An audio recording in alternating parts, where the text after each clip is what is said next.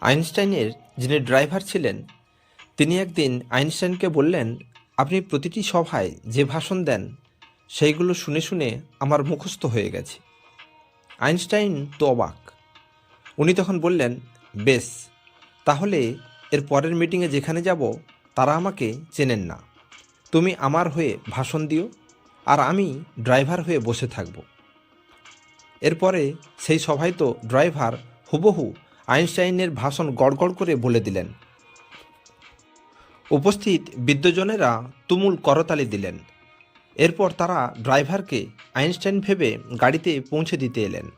সেই সময় একজন অধ্যাপক ড্রাইভারকে জিজ্ঞাসা করলেন, স্যার, ওই আপেক্ষিকের যে সংজ্ঞাটা বললেন আর একবার সংক্ষেপে বুঝিয়ে দেবেন?